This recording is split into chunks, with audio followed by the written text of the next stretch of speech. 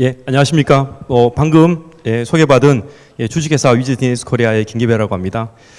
저는 오늘 이제 여러분들께 그 개인정보 접속 기록의 그 어떤 법적 신뢰성의 중요성이나 이런 부분들을 이제 소개를 이렇게 드리고자 합니다. 예, 저희가 먼저 이렇게 배포됐던 이게 자료가 출력이 일부가 이게 안 됐습니다. 그래서 혹시 없는 페이지들은 이 화면을 중심으로 이렇게 경청을 해주시면 좋겠습니다. 네. 저희가 이제 오늘 그 준비된 자료를 발표하기에 앞서서 저희 회사를 간략히 좀 소개를 드리고자 합니다. 이 회사에 소속된 사람이 왜 여기 나와서 이 접속 기록에 대한 얘기를 할까, 뭐 이런 부분이 있을 수 있을 것 같습니다. 먼저 저희 회사는 이제 2003년도에 이제 설립을 해서 이제 올해까지 이제 16년 동안 이 개인정보 접속 기록이나 뭐 감사, 업무 정책과 같은 어플리케이션 로깅 쪽을 수행했었던 정보보호 전문 기업이 되겠습니다. 특히 이제 저희 회사는 현재 뭐 60명이 좀 넘는 인원들로 구성이 돼서 이 어플리케이션 로깅에 대한 어떤 솔루션들을 중점적으로 이제 진행을 하고 있는데요. 특히 이제 2004년도에 지금 여러분이 이제 관심을 가지실 수 있는 개인정보 접속 기록과 같은 업무 정적을 생성할 수 있는 어플리케이션 로깅 시스템을 이제 최초로 저희가 이제 출시를 했고요. 이 최초라는 것이 이제 뭐 우리나라뿐만 아니라 이제 글로벌하게 이제 제가 최초로 이제 만들어낸 제품이 되겠습니다. 그래서 지난 기간 동안에 200개 고객 사이트에 대해 가지고 저희들이 10,000대에 가까운 정보 처리 시스템에 저희 이제 적용이 되어 있습니다. 블랙박스 슈터라고 하는 어플리케이션 로깅 솔루션이 이제 적용이 돼서 그동안 제가 굉장히 많은 어떤 해당 분야의 경험을 이렇게 쌓아왔었고요. 또 이 접속 기록과 같은 업무 감사 정적을 어떻게 잘 생성해서 관리하는지에 대한 많은 고민들을 제가 해왔었습니다. 그런 그동안의 어떤 저희의 경험이나 이제 익혔던 어떤 기술들이나 정보들을 좀 공유하고자 이제 이런 어떤 발표의 자리를 저희가 좀 참석을 하게 되었고요. 네. 뭐 개인정보 접속 기록의 의미라든지 뭐 법적인 요건들은 너무나 잘 아시는 부분이라 이렇게 참고만 하고 이제 생략을 하고 발표를 좀 진행을 하도록 하겠습니다. 자, 지금 이렇게 보시는 이 화면은 여러분들이 이제 회사에서 운영하고 계시는 각종 정보 처리 시스템을 굉장히 심플하게 이렇게 그려놓은 어떤 모습입니다. 실제로 개인정보와 같은 어떤 정보가 담겨 있는 DB 서버, 그리고 이제 이 DB에 담겨 있는 정보들을 업무 수행 과정에서 이렇게 쓰시는 일반적인 정보 사용자분들이 이렇게 있으실 거고요. 그리고 이런 어떤 정보 사용자분들이 전산적인 지식이 이렇게 없으시더라도 편리하게 쓰실 수 있게끔 여러분들이 이제 구축해 놓으시는 프로그램들, 어플리케이션이 이렇게 존재할 겁니다. 자, 이런 어떤 시스템 내에서 여러 가지 이제 중요 정보들이 이제 취급이 될 것이니까 보안 설비 또한 잘 갖춰서 이렇게 운영을 하고 있는 게 통상적인 정보 시스템의 모습이 되겠습니다.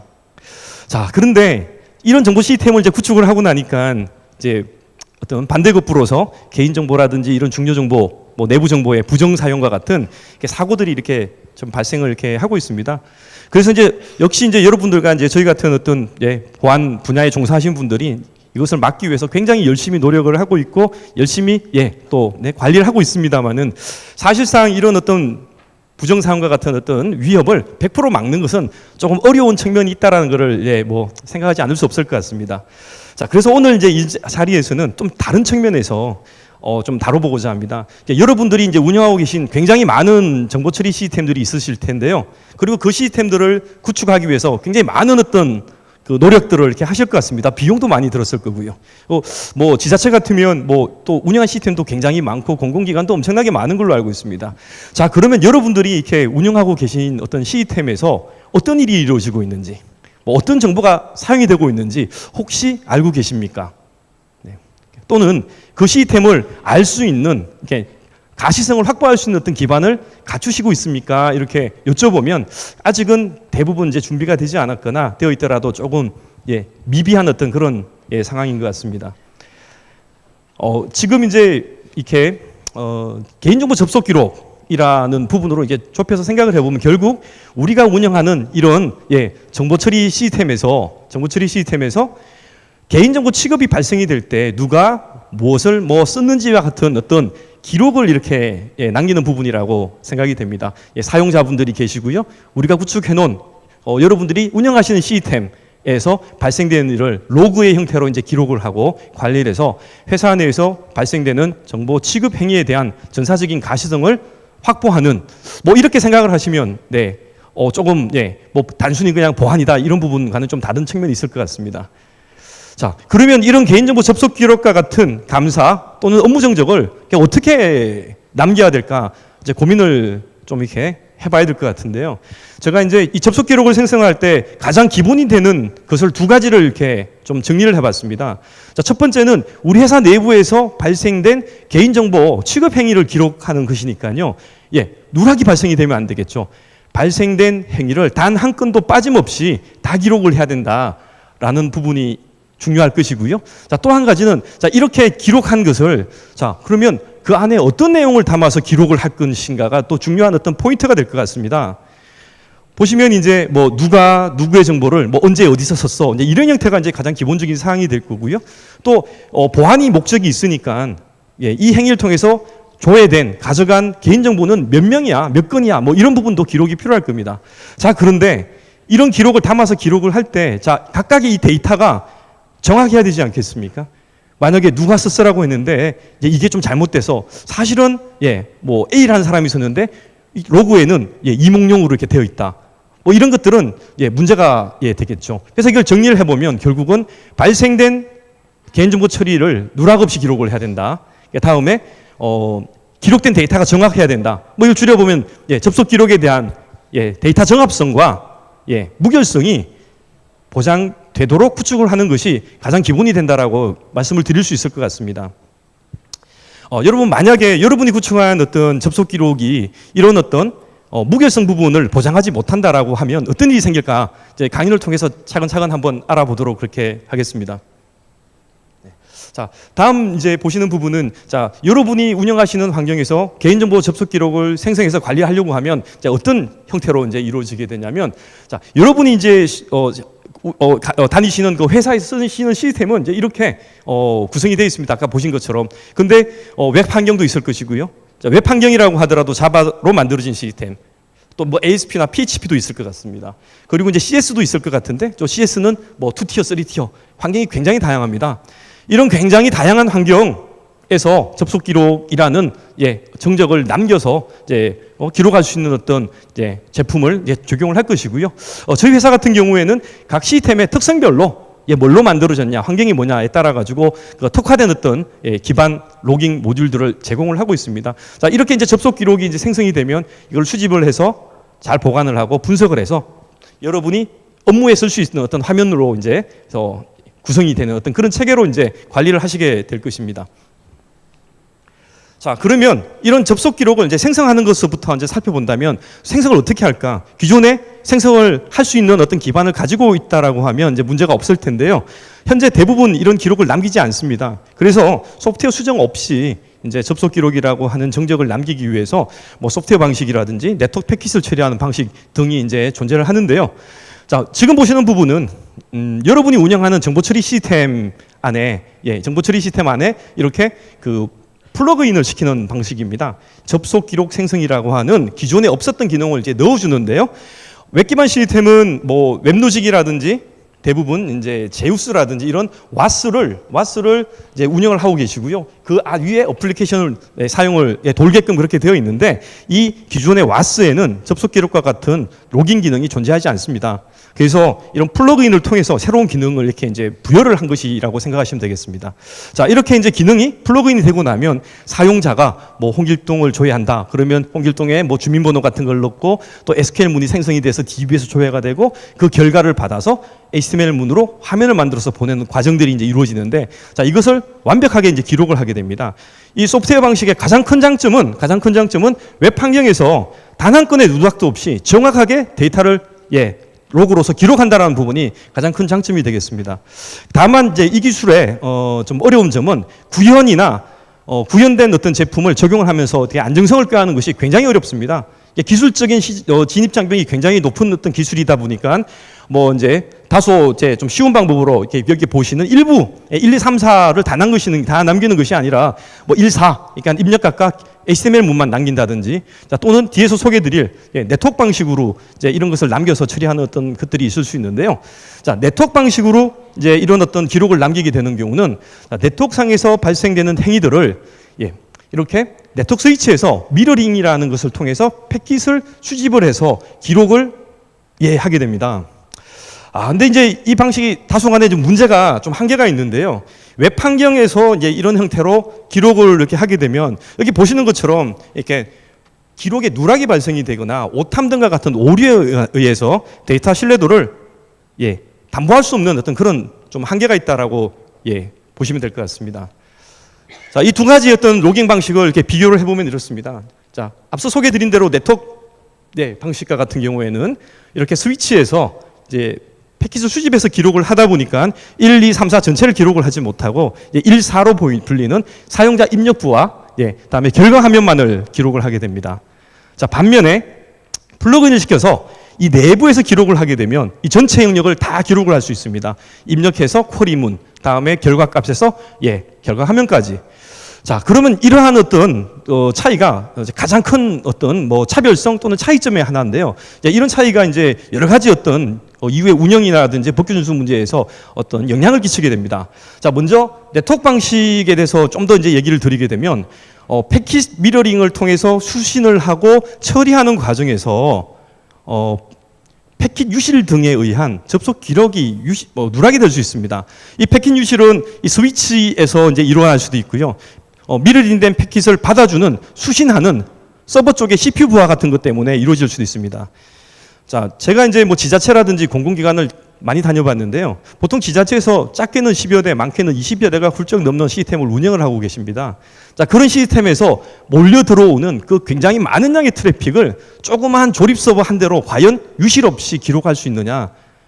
좀 어렵다는 거죠. 패킷을 유실 없이 받기 위해서 사실 여러 가지 노력들을 하고 있습니다. 전용의 탭을 쓴다든지, 서버 내에 전용의 랜카드 릭을 꽂아서 처리한다든지 상당히 고가들의 장비인데요. 자, 그런 어떤 기술적인 어떤 보안 없이 단순히 서버 한 대에서 수십 대의 어플리케이션에서 발생되는 수많은 트래픽을 유실 없이 기록한다는 것이 굉장히 어렵다는 것이죠. 한계가 있다는 것이죠. 자, 다음 하나는 이렇게 수신을 해서 이제 처리하는 과정에서 개인정보가 포함이 된 행위를 선별을 해야 되다 보니까 패턴 필터링이라고 하는 기술을 쓸 수밖에 없는데 이 과정에서 개인정보 보호 쪽에서 이제 필터링을 하시거나 한 분들 너무 잘 아실 겁니다. 오류가 발생이 됩니다. 오탐, 과탐, 실탐 이런 것들이 생겨서 그 과정에서 기록이 누락이 되는 상황이 발생이 될 수 있습니다. 자, 다음 한 가지는 이렇게 패킷을 수집하는 구간이 PC와 서버 사이 구간인데요. 자, 이 구간에서 만약에 SSL, 저기 이제 HTTPS 환경으로 암호화가 되어 있다. 로깅이 되겠습니까?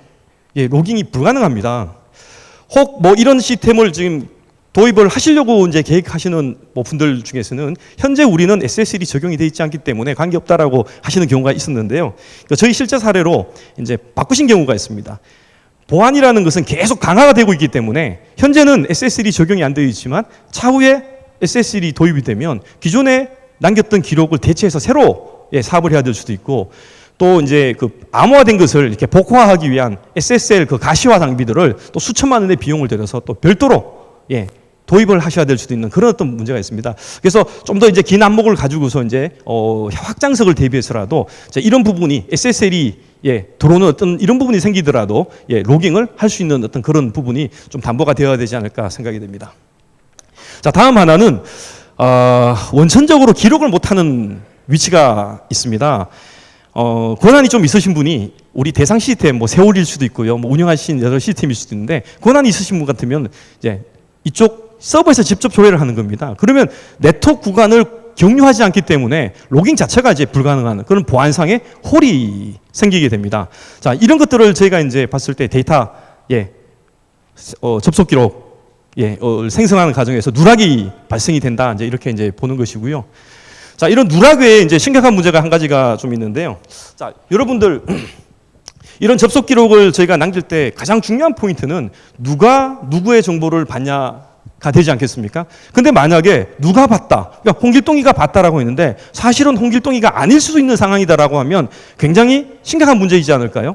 자, 자세히 한번 살펴보겠습니다. 자, 여러분들 아침에 이렇게 회사 출근하시면 그룹웨어라든지 이런 곳에 로그인을 한번 하시게 되지 않습니까? 그럼 로그인을 하신 이후에는 부여받은 권한에 의해 가지고 계속 쓰십니다. 매번 정보를 줘야 할 때마다 아이디 입력하시는 거 아니거든요. 자, 근데 이 네트워크 구간에서는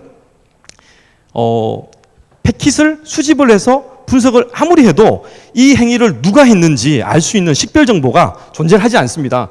사람이 입력한 값과 결과 화면만 이렇게 돌아다니게 됩니다. 자, 로그인을 할 때 이 서버로부터 세션 아이디라는 것을 이렇게 부여를 받습니다. 그럼 여러분들이 그 PC 안에 세션 아이디가 존재를 하고 이 세션 아이디를 가지고서 쓰시는 접속한 시스템에 들어갈 수 있는 것을 계속 유지를 할 수가 있는데요. 이 세션 아이디라는 것은 단순한 코드입니다. 그 값 가지고는 이게 홍길동인지 사용자가 춘향인지 전혀 알 수가 없습니다. 그냥 단순한 코드가 있을 뿐입니다.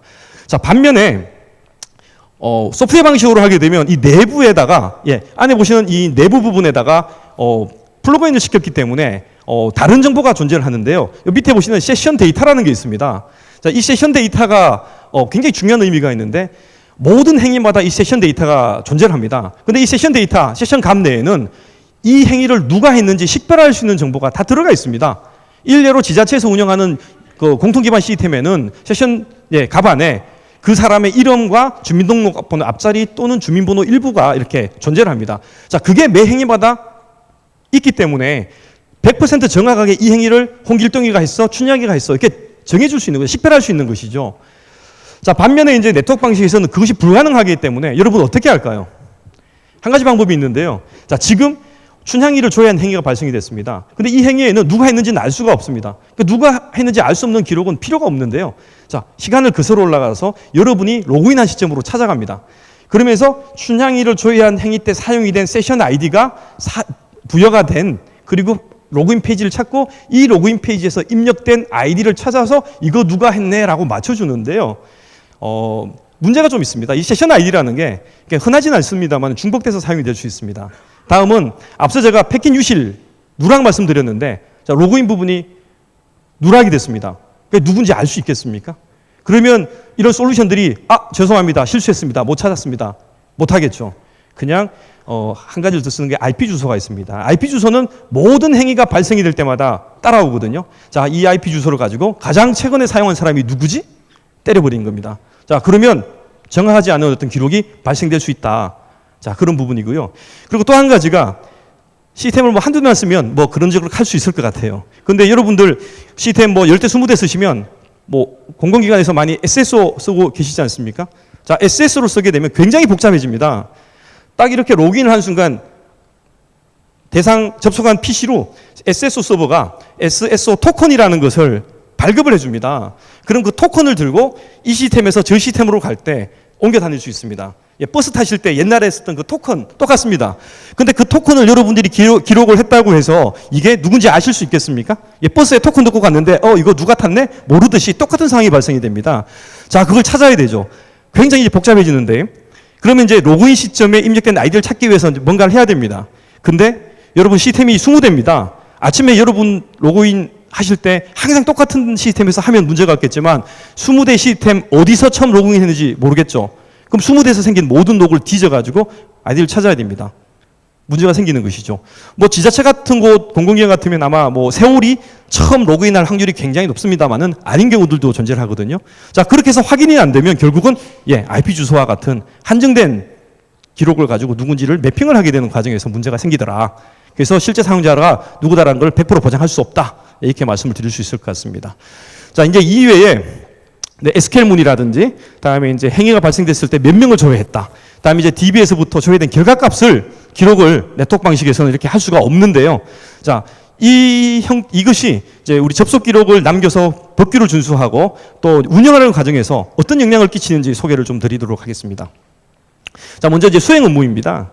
수행 업무 같은 경우에는 앞쪽에 있는 누가 누구의 정보를 이라고 되어 있는 부분과 달리 기록을 남길 때 남기는 시점에서 바로 생성을 할 수 없습니다. 누가 했어, 뭐 어디서 붙었어, 접속한 IP 주소는 뭐야는 정확하게 기록만 하면 로그를 남기는 시점에 다 이 정보가 있습니다. 근데 어떤 업무가 수행되는지는 알 수가 없기 때문에 저희가 이제 네트워크 방식으로 처리를 하게 되면 접속 화면에 URL을 가지고 자, 이 URL은 무슨 업무를 수행했다라고 정의를 하게 되거든요. 근데 여러분, 이 정의를 프로그램이 자동으로 할 수 있을 것 같습니까? 절대 불가능합니다. 그래서 이제 할 수 있는 것이 뭐냐면 매핑 테이블을 만듭니다. 이 화면은 무슨 업무라고. 사람이 수작업으로 화면이 100페이지든 1000페이지든 그렇게 해야 되고요. 시스템이 10대든 20대든 다 그렇게 정의를 하는 거죠. 자, 그런데 변화가 없다라고 하면 뭐 영원히 이걸 쓸 수가 있다라면 그만 이런 할 수 있습니다. 그런데 화면이라는 거는 계속 바뀌게 되거든요. 그러면 이 수행 업무를 정확하게 기록을 하기 위해서 현행화 유지를 하는 작업을 꾸준히 하셔야 되는데 그거 역시 사람이 수작업으로 굉장히 어렵지 않겠습니까? 자, 반면에 이 SQL문이라는 것을 여러분 기록을 하게 되면요. 자, 이걸 이제 네트워크 방식이 이제 이걸 못하기 때문에 이제 URL을 해야 되는데 SQL문을 여러분이 만약에 기록을 저는 꼭 하시라고 하는데요. SQL문을 분석을 하시면 수행 업무를 개인정보를 조회했는지, 갱신했는지, 파기했는지 얘가 자동으로 처리를 할 수가 있습니다. 화면이 바뀌고 시스템이 바뀌어도 여러분의 업무파를 굉장히 줄여줄 수 있는 어떤 그런 부분이 될 겁니다. 이 부분에 신경을 안 쓰게 되면 뭐 그냥 처음에 정의된 대로 쓸 수는 있겠죠. 대신 시간이 지나면 부정확해진다. 이런 부분들을 감안을 하셔야 될 것 같습니다. 자, 다음은 정보 주체 식별 정보인데요. 정보 주체 식별 정보라는 것은 누구의 정보를 받냐라는 부분에서 사용된 개인의 뭐 주민등록 번호라든지 또 이제 고객 번호 같은 것을 이제 말할 수 있겠습니다. 이 정보 주체 식별 정보는 그 검색을 한 형태에 따라서 존재하는 위치가 다른데요. 홍길동의 전화번호처럼 특정 검색을 하게 되면 이렇게 사람이 입력한 갑안에 여러분 존재를 하게 됩니다. 자, 이 특정 검색 같은 경우는 뭐 네트워크로 하든 소프트웨어 방식으로 하든 별 문제가 없습니다. 자, 근데 뭐 서울에 거주하는 30세 여성처럼 조건 검색을 하게 되면 이 입력값 부분에는 조건만 존재를 하고 그 결과값 안에 그 사용된 사람들의 정보가 존재를 하는데 먼저 이렇게 이제 DB에서 돌려준 결과값을 기록을 하는 것이 가장 좋습니다. 자, 근데 이제 이게 불가능한 어떤 네트워크 형태로 처리를 하게 되면 불가능해서 화면, HTML문을 가지고서 이제 처리를 해야 되는데 굉장한 차이가 있습니다. 자, 지금 보시는 이 화면이 HTML문입니다. 자, 이 안 어딘가 이렇게 스크롤해서 찾아보면 개인정보가 어딘가는 들어가 있겠죠. 근데 육안으로 찾으실 수 있겠습니까? 자, 그래서 이제 저희들이나 이렇게 하면 아마 쓰시면 이제 이 패턴 필터링이라는 걸 통해서 이 안 어딘가에 있는 개인정보를 찾으시게 되거든요. 이 안에 전화번호로 보이는 게 있다. 뭐 이런 식으로 되는데요. 자, 여러분 이런 일이 생길 수 있을 겁니다. 전화번호랑 똑같은 패턴으로 여러분이 사무실 번호를 부여를 했다. 근데 이 사무실 번호로 사용을 했는데 패턴 필터링을 하면 개인정보로 보이니까 개인정보가 있습니다라고 보여줄 수밖에 없는 거죠. 그렇지 않겠습니까? 자, 그래서 이제 어쩔 수 없이 화면별로 시스템별로 전부 다 얘는 전화번호가 아니고 사무실 번호야, 전화번호 개인정보 아니야라고 이렇게 예외 처리를 다 해주셔야 됩니다. 그 사람이 해야 되지 않겠습니까? 자동으로 결코 안 된다는 거죠. 또 시간이 지나서 시스템에 변화가 생기면 그 패턴의 예외 처리 또한 현행화 유지를 위한 귀찮은 작업들이 따라 붙는다. 이제 이런 측면들이 있겠습니다. 자, 지금 보시는 부분은 반면에 DB가 돌려준 값입니다. DB가 돌려줄 때 이제 아까 이런 값들을 받아다가 HTML로 화면을 꾸미거든요. 이건 그 꾸미기 전에 데이터입니다. 뭐 잡스러운 데이터가 존재를 하지 않습니다. 딱 이렇게 남기기 때문에 굉장히 정형적으로 구조적으로 관리할 수 있고요. 자, 특히 이 박스 안을 보시면 이게 뭐냐면 DB의 컬럼명입니다. 자, 패턴 필터링이라는 것 자체가 필요가 없습니다. 여기서 전화번호를 찾기 위해서 전화번호의 패턴을 쓰는 것이 아니라 텔이라고 하는 컬럼명을 가지고서 찾을 수 있다는 거죠. 그래서 굉장히 정확하게 100% 정확하게 처리한다는 거고요. 그리고 여기 보시는 OP 유저 코드라는 부분이 있습니다. 여기 이제 OP 유저 코드라는 게 있는데 이게 뭐냐면 고객의 그 아이디입니다. 고객 번호입니다. 근데 여러분 저기 숫자로 2자리 나와 있는데 자, 이거를 패턴으로 처리해서 찾으실 수 있겠습니까? 알파벳 2자리 또는 숫자 2자리면 고객 번호야. 또는 개인정보라는 것이 항상 이렇게 뭐 패턴화가 되어 있는 것이 아니라 주민등록번호처럼 만약에 한글로 이름이다.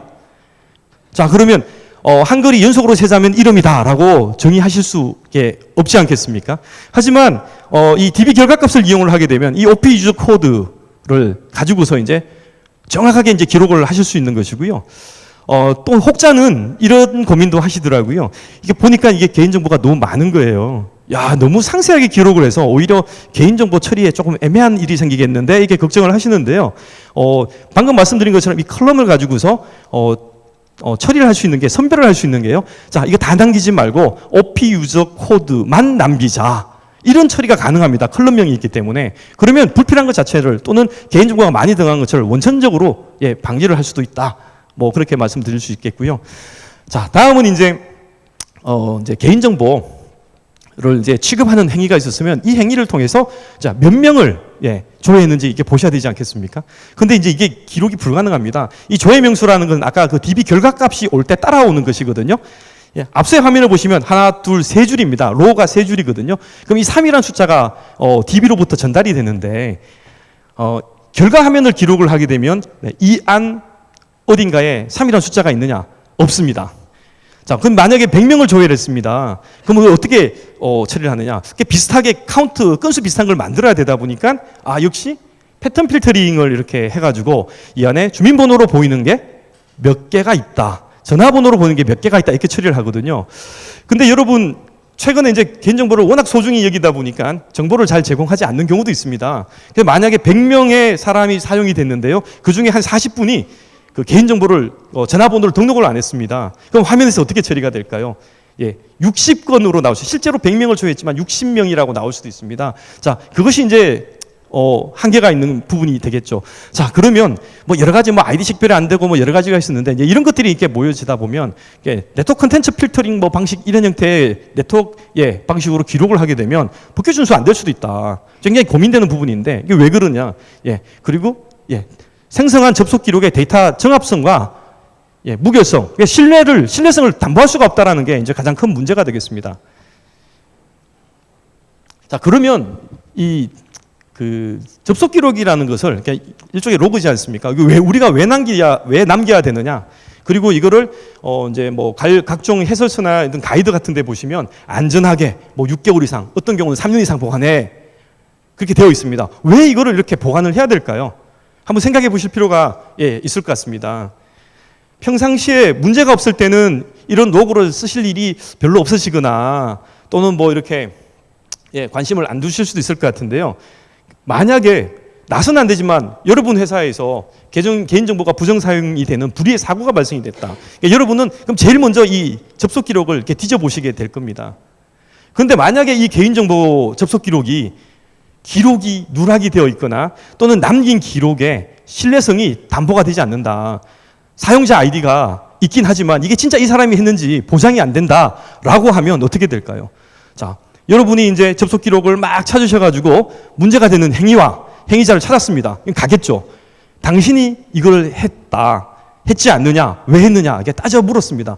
자, 그러면 그분이 모르긴 해도 저희 경험상 100의 100은 난 한 적이 없어라고 하십니다. 자, 그런 분한테 이 기록을 보여주고 당신이 한 게 맞잖아라고 과연 정적으로서 인정받을 수 있을까?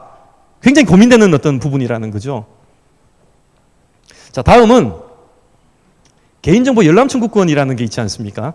요즘 이제 이런 게 이제 민원이 들어오면 제공 여부를 15일 이내에 결정을 하시고 또 이제 결정한 시점으로부터 15일 이내에 이제 제공을 하셔야 될 텐데 만약에 기록이 없습니다.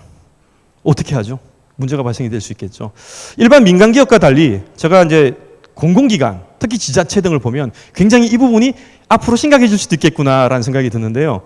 왜 그런가 하니 보통 민간 기업에서는 내 정보를 누가 얼마나 썼는지 내가 모르는 경우가 대부분입니다. 근데 이제 공공기관 같은 경우는 제가 사실 지난주에 제 개인적인 일이 있어서 동사무소 가서 주민등록등본을 제가 2번을 뗐었거든요. 자, 그러면 제가 지난 한 달 동안 내 정보 얼마 썼습니까? 라고 요청을 했습니다. 근데 기록에 없어도 문제겠지만 너 한 번 조회했습니다. 라고 저한테 오겠죠. 근데 저는 제 기억에는 2번이거든요. 자, 그럼 그 민원인이 가만히 있겠습니까? 굉장히 큰 문제가 발생될 수도 있다라는 부분인 거죠. 자, 그러면 이렇게 우리가 어렵게 생성을 해서 보관하고 있는 이 접속 기록에 대해서 잘 우리가 이제 관리를 하고 이제 어떤 신뢰성을 보장을 받아야 될 텐데 이거 어떻게 해야 될까? 생각보다 굉장히 쉬울 것 같습니다. 앞서 이제 계속 말씀드렸던 우리가 남기는 기록을 정합성과 무결성, 그러니까 누락 없이 정확하게 기록하면 된다라는 게 기본이지 않을까라고 말씀드린 부분이 이런 이유에서 이렇게 말씀을 드린 것이고요. 그러면 정합성과 무결성을 보장하는 방법은 또 제일 앞에 말씀드렸던 유실 누락이 없는 그렇게 접속 기록을 생성할 수 있는 환경을 갖추는 것이고요. 그러니까 두 번째는 이제 이렇게 이제 필요한 항목들을 보안 업무에 필요한 항목들을 잘 남기는데 이 데이터들을 그냥 남기는 것이 아니라 정확하게 남겨야 된다는 거죠. 자, 이런 부분들이 이제 담보가 돼야 될 텐데요. 자, 여러분 만약에 이런 무결성과 어떤 신뢰성에 해당되는 어떤 정합성 부분을 담보하지 못하는 접속 기록을 남겼을 때 이제 어떤 문제가 생길까? 아까 제가 잠깐 인정받지 못하는 문제를 말씀을 드리지 않았습니까? 자, 그런데 그 일이 커졌습니다. 자, 그 당사자가 사고를 냈다라고 추정이 되는 그 당사자하고의 문제가 좀 커져가지고, 자, 여러분들이 이제 이걸 갖고 법원으로 갔습니다. 또 경찰서로 갔습니다. 자, 그러면 우리 보안 담당자분께서는 그 사고의 책임을 지고 뭘 해야 되겠습니까? 그게 아니라 정말 잘못된 부분들을 찾아야 될 거지 않습니까? 자, 그래서 법원에다가 그 접속 기록을 증거로서, 정적으로서 제출을 했습니다. 자, 그러면 과연 이 신뢰성을 담보받지 못하는 기록을 법원에 제출을 하면 인정을 해줄까요? 이게 제가 이제 오늘 강연을 이제 마무리하면서 하나 이렇게 화두로서 이렇게 좀 던지고 싶은 내용이 되겠습니다. 자, 결국 최근까지도 이 개인정보 접속 기록이라고 하는 것이 용어상으로는 여러분 조금 촌스러운 말이지 않습니까? 굉장히 멋진 말은 아닙니다. 자, 근데 이 개인정보 접속 기록이라는 것이 1년에 한 번 수준 진단할 때 리포팅 뽑거나, 보시는 것처럼 후색 갖추기로 필요한 그런 수준의 보안 솔루션은 아니다. 단순히 그냥 쉽게 생각하고 남겨서 될 문제가 아니지 않겠습니까? 라고 제가 재차 3차 강조를 좀 드리면서 지금까지 발표를 좀 마치도록 그렇게 하겠습니다. 네, 감사합니다. 네.